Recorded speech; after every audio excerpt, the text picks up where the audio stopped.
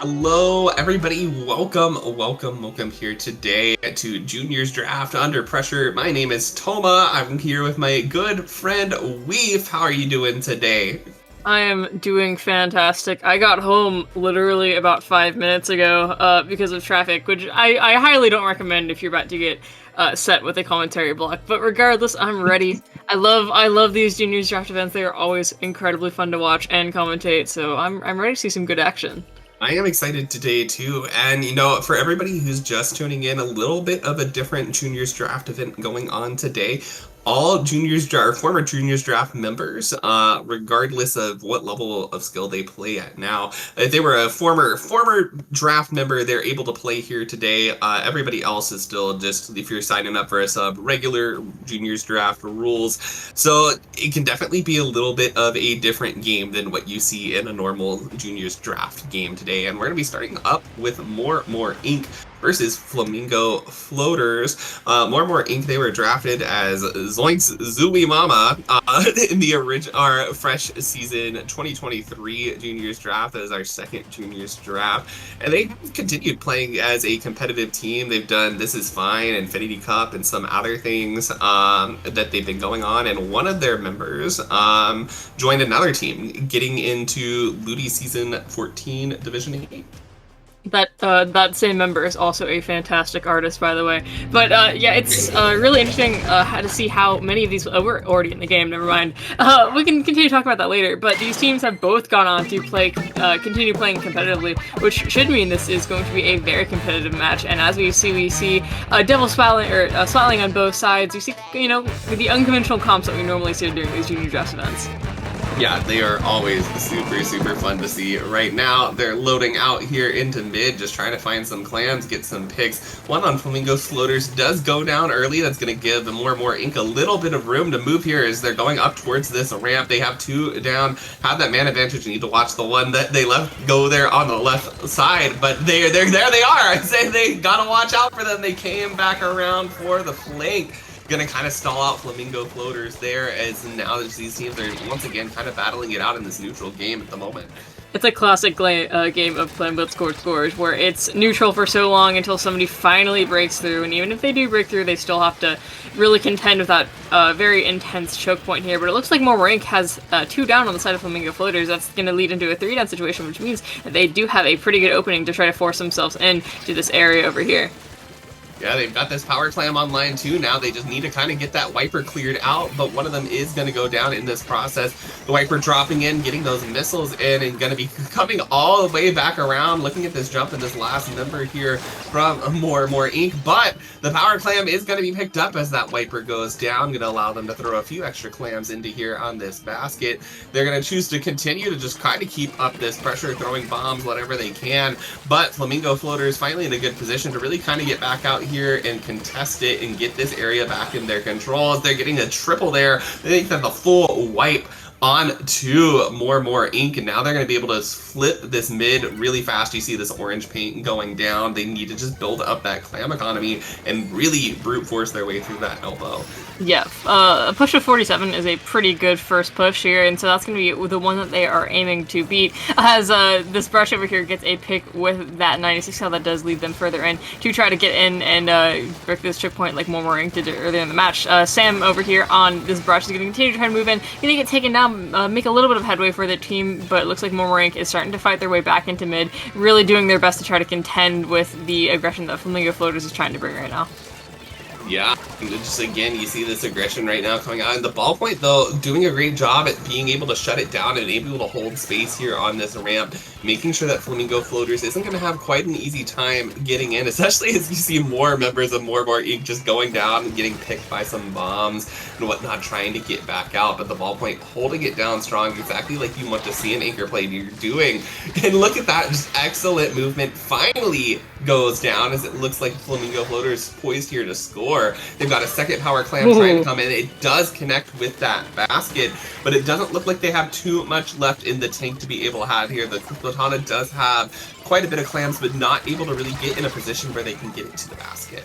Very slippery plays here from Flamingo Floaters, and that's a good first push to start. That gives them a little bit to work with. They don't have to quite push all the way down from that 100 points. They give themselves a little bit of leeway, but with only a minute and 30 seconds approximately left in the match, they do have to kind of really start working on getting that going. And with More Ink controlling all of mid, that's going to be a pretty hard task for them. Yeah, it definitely is going to be. And right now, you can see that more and more Ink really just wants to hold that space. They have the lead. They just want to kind of make it difficult for Flamingo floaters to kind of get around and move and take control, because you have to get that Ink down to be able to really find a lot of these clams. Especially on Scorch, there's not really that many that are going to spawn in your base, so you've got to get control of mid to be able to really build up that clam economy. And they're attempting to do so here, but you can see members of more and more Ink kind of coming around these sides looking for those options to stall them out. They do find two on them Flamingo floaters, and now they keep just trading back and forth right there. And it's just, you see the movement backwards here as more and more Ink actually, that Kraken gonna allow them to go here into the base weave, gonna be able to open that basket once again, gonna be trying to add to their score here right now. They've eaten through that penalty, haven't added anything quite to it yet. They're gonna see if they can throw in just a few clams there. They are able to add one before going down, and this is probably where that push is going to end, Weef. But this is what I'm talking about. More and more Ink is doing such a great job of just kind of stalling out this game, not letting Flamingo floaters in, and you know, that Kraken play kills a bit of time off the clock for them. But it is worth mentioning they have to be careful now though, because with that power clam break, they have given Flamingo floaters a power clam to be able to work with. They gave him a power clam, but that push did a really important thing in disrupting their defense pretty much all the way. Flamingo Floaters was on their way to take back mid, but that just really broke through them. That really shook them up, and now More Ink is sitting pretty comfortably on their choke point. They have the special, they have that tactical cooler, they have pretty much everything that they need to be able to sit pretty and defend. Only about 10 seconds left for Flamingo Floaters to get in, but with that brush, you never know what's going to happen with how fast they are. They're going to get the pick on the 96, they're going to not another pick, but they're not quite going to be able to get to the basket. But with this wiper behind, it looks like they may... Oh, that's heartbreaking.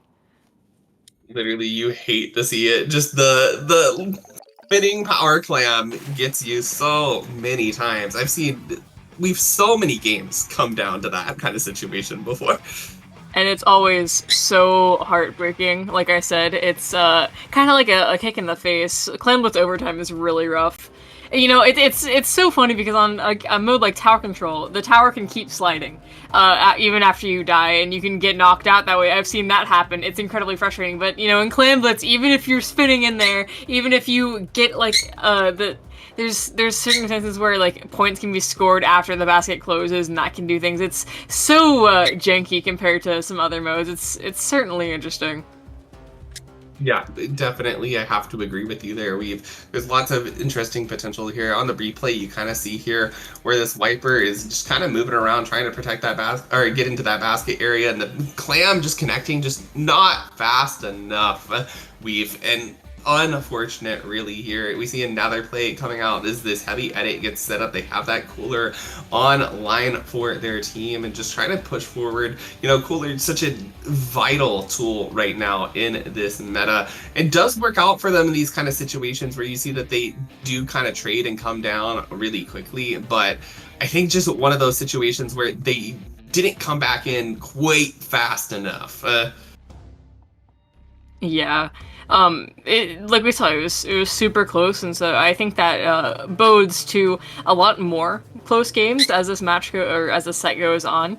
But I also want to note that one of the crucial things that I think helped More Ink really succeed here is the sheer amount of paint that they had over Flamingo floaters. Every single weapon on More Ink's roster can paint extremely well. The Aerospray, of course, the N-Zap is really good at painting, so is that ballpoint, and the 96 ain't bad either. And then you see a Flamingo floaters team, and they had that, the wiper can paint well for itself, and the heavy edit is okay, but the brush isn't going to do much for your paint, and I mean the shot as well, but just the sheer amount of paint that they had over Flamingo floaters really, I think, led to them being able to maintain the controller really well. Yeah, and that's so useful, especially in modes like Clam Blitz, where that clam economy, that is just the matter of winning and losing games at times. And for maps like Scorch, where there's very limited access to clams within your own base, you have to be really careful about how you're going to approach those situations and how you're going to make sure that you're handling kind of finding that balance between going in and getting kills and moving up the map, but not going so fast that you're just going to end up, running up to the objective with no clams in your pocket. Yeah, that can be a really tough thing for these beginner teams to reckon with. It requires a lot of map awareness, and it requires a lot of awareness of the game state. But like I said, both of these teams have moved on to play in other tournaments. I believe we didn't touch on it, but Flamingo Floaters had played in FTIU, making it into the bronze bracket and other times. So both of these teams definitely do have a lot more experience under their belt than probably when they first started playing in juniors draft. Absolutely. It's so cool to see those teams, in tournaments like that, especially as, a TO for FTIU. I'm like, oh, wow, this is the teams from another, tournament that I run as well. So it's nice to see them come out here. But right now, going into this Barnacle and Dime zone, it's going to be more and more Ink that is able to once again kind of get this early control of this map going for them. They do have to be careful as these missiles come out, though, are going to be forcing them back. Flamingo Floaters work really well with that to be able to just push in quickly, displacing more and more Ink to be able to get control of that zone off the special. Ooh, and the Inkjet does get cornered over here, but that does leave Flamingo Floaters into a situation where the only player left on their team is that Wiper Deku, who is being pretty sneaky right now, waiting for a good time to really come in. Unfortunately, they run out of ink right before they can get the pick on that Dynamo, and they get picked in return. I do want to note that Flamingo Floaters is running 2 beacon weapons right now, so that's something that Moorink is really going to have to watch out for, because that can be something that can really catalyst into a situation where you kill them, and they just keep on coming back in. But it looks like Moorink is not relinquishing control of the zone at all, already below 50 points here, and while it's contested, it looks like they're still maintaining a good control. They're really doing a good job of surrounding the enemies and getting them themselves in a place where they can hold for a while, but it looks like that end is gonna end pretty soon here as Flamingo Floaters is back on the up and up and has that zone controlled at least a little bit. Yeah, and Beat here is going to be in this great position for a Splatana to be working with. They've got just that kind of cover from this ledge to be able to protect them. They are going to move in, though, pretty aggressively here, trying to spot out that ballpoint, but unfortunately going down. And now that ballpoint is going to have Inkjet up, which can definitely make the difference here as they're moving in, and you can see that they're trying to take this fight off this Inkjet as well, but unfortunately, just as I say that, it looked like it wasn't going to get capped, but more and more Ink was eventually able to find that. Now they have Cooler online too to try to really go in for this, but they've got to be careful about these tri-strikes coming out behind them. They don't want to get forced back into it. Getting 3 down now. They're not moving backwards. They're going to be moving forwards here as they have 3 down. Going to be moving in, trying to find that last pick onto the edit. Going to be kind of now just in a little bit of a stagger situation on the side of Flamingo Floaters, and you're back in this really lockout heavy map now. You have to be careful about moving in. You don't want to further stagger your team, and 2 down on More and More Ink is a great way to start off that retake. Yeah, the missiles really helped out, put a lot of pressure, which allowed them to move in and even get a direct kill off of those missiles. Now, the Booyah Bomb is going to come out from over Ink, but with the Aerospray and the Dynamo and their Zap going down, or that ballpoint going out all at once, it looks like it's going to be pretty difficult. This can be a fairly lockout heavy map if the enemy team gets positioned in the right place, and Blady is doing the right thing here, definitely by trying to get that cooler, throwing it out, and allowing them to have their team play a little bit more aggressively here as the points are taking down. We are kind of starting to get into the danger zone a little bit here, but it looks like they're going to rush into the zone, try to get stalled for just a little bit to keep those points from ticking down, and it's going to get tapped in their favor. Yeah, and that's going to work out super well for them right now, but you see Flamingo Floaters not ready to give up so easily. Ooze here on this this heavy edit, just trying to keep this zone alive and in their favor. Going to be able to start building up another cooler for their team as well now to hopefully try to keep their team sustained here in this fight, but unfortunately 2 down before that cooler can come up is going to be unfortunate for Flamingo Floaters, and now More and More Ink is in a great position to continue forward. They've just got to watch out for these missiles, and they've been using missiles well on Flamingo Floaters. You can see forcing Blade there back, and now I think it's every time we've seen those missiles come out, we've seen a zone flip, which means they are moving in on those exactly like they should be. Yeah, and the paint from the missiles definitely helps as well. If more ink is standing on the zone at that time that those missiles come out, that can definitely help the paint. And speaking of more ink, they are going to be forced a little bit back, but they do have that inkjet and those super chumps from that gold dynamo that they are going to be using in tandem to order to get a zone flip. The burst paint from both of those can be really good, and they use it to get a pick. Good combo there, which does lead them further in. However, the ballpoint is getting picked off. Everyone except that gold air strike, who cannot really hold by themselves, is going to get picked off, and the gold air strike goes down as well, leading to a wipeout, leading to Flamingo Floaters most likely last chance to push here as we are below the 30-second mark. Yeah, a little bit of a dangerous situation here. But they are in a good position. This kind of underneath this ledge, which is exactly where our brush wants to be. But unfortunately, the brush is going to go down to the Dynamo Roller. But there are 2 down now on Flamingo Floaters in this zone, ticking down. Will they be able to hold it? The brush going to be making a last-ditch effort here as no! With just 1 count left, they are able to save that zone on the side of More and More Inc. And wowie, that was literally a buzzer beater there. Yet another very unfortunate loss for Flamingo Floaters coming down to the very last moments. However, there is still one more chance for them to redeem themselves. This is play all 3. But overall, More Inc. in this set really showing out what they're made of and doing a really good job at keeping things calm until the last moment and making sure they can make those comebacks even at the last second. Absolutely. Gosh, that was... Whew. I'm still reeling from that one, Weave. That was like so incredibly close. And these are the fun kind of games you see. Right now, you see the kind of the recap of the end of this game. The Dynamo Roller really being able to enable by getting 2 picks there, allowing their team to break back into the zone. In the brush, just trying their best. But unfortunately, I think that Booyah Bomb are really making the difference there in just speeding up that cap ever so slightly enough to get it right before they were able to take the lead. You know, the Golden Warriors, like Gold Dynamo and the Gold Aerospray, really actually did a really good job there. Super interesting combo there. Gold Aerospray providing a metric ton of paint and Booyah Bomb support, and Gold Dynamo utilizing that paint to the fullest and being able to get some really nice splats. Actually helped paint the zone with some decent burst paint there.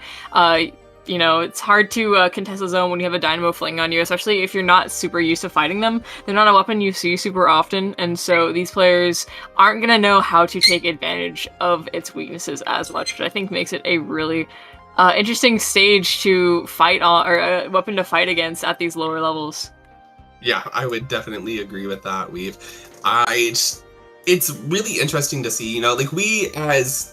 I'm not going to say like high-level players. We're not high-level players, but higher than this level of competition typically start to see and realize more things and how to deal with certain weapons. But at this specific level, it's so many random things can happen. You never know what teams are going to bring out. Like the Silver Aerospray, like the Zinc Mini, these are just not options that you see played very often. And it almost takes a different level of being able to adapt and just respond to different situations you're not going to normally expect to find yourself in. Yeah, it's these players don't, they show their advantage to the fullest while the enemy team aren't really able to deal with the disadvantages as well, which makes it interesting because, these weapons every weapon in this game has some pretty good strengths. It's just sometimes the weaknesses heavily outweigh them, but when they're not exploited, you can really do some work with them. And here we are going to see Flamingo Floaters starting off with a pretty explosive push here, making it all the way to 69 points, almost to that first checkpoint here before the tower gets taken back, but it's still a very not one fight in mid, and an unfortunate dip into the water by that range blaster means that it looks like More Inc. is completely out of mid, leading Flamingo Floaters to be able to push again, and that Zemi on the tower has that bubble at the ready, which means that they're going to be able to touch this first checkpoint. If not for that Reef Slider coming in clutch, breaking that bubble before they're able to start ticking down on that first checkpoint. Huge moment there to be able to prevent that from happening, and the full wipeout is going to give More and More Inc. some room to really be able to work here. You can see that they're trying to assault that first checkpoint now at the moment. One of them unfortunately going down in the drink, now just left to kind of defend against this really open area. There's been a lot of changes to this map we've in the most recent update that kind of gave a little bit of a renovation to Mahi. There's now more room to work around here. There's this kind of different little path through mid right here by the tower, but the blaster finding two going to be able to use this space here well, and I think that's the name of the game right now. Really, if you're More and More Inc., you've got these great weapons, you've got the ballpoint, you've got the blaster, and just zoning these areas can be really, really helpful here at the moment. The blaster trying to do that, but unfortunately finding people a little bit too in their face and going down this ballpoint caught way too far up to be able to respond to that. The strikes come out, hitting just the tower. Nobody else, I believe. But the Reef Slider coming out of nowhere. Going to be able to find some picks, but it does look like lead is going to be changing for Flamingo Floaters here with a bubble to be able to protect their checkpoint break here. Yeah, the Zimmy is a pretty good force on this tower, providing the bubble and to get a bit of zoning around it. And as we see, the water level starts to lower, the members of Flamingo Floater all get wiped, so this may be Momo Inc.'s chance, now that they have a little bit more room to work with, to get a really good push starting on their own. They're already starting to advance here, pushing forward towards that checkpoint and trying to get themselves as many points as they can. Absolutely. And now they're going to be over here trying to fight this mid game. You do see a jump in from this ball point. Pretty risky. Does trade out that tri-slosher though.